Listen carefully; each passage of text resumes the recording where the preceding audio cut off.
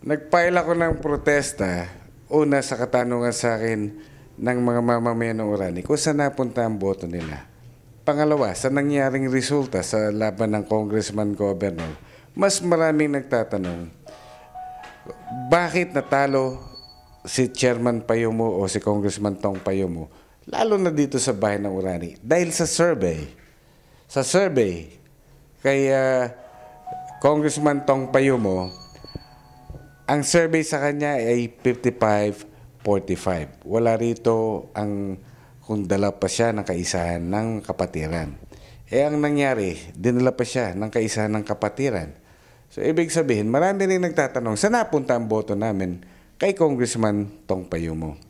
Kaya sa katanungan ito, minarapat ko na i-file ang election protest sa katotohanan na kailangang lumitaw sa napunta ang boto kay Doc Marlo Zuniga. Pangalawa, ang maingay na tanong, sa napunta ang boto namin kay Congressman Tong Payumo. So ang paniwala mo dito, hindi lang sa'yo nangyari itong bagay nito?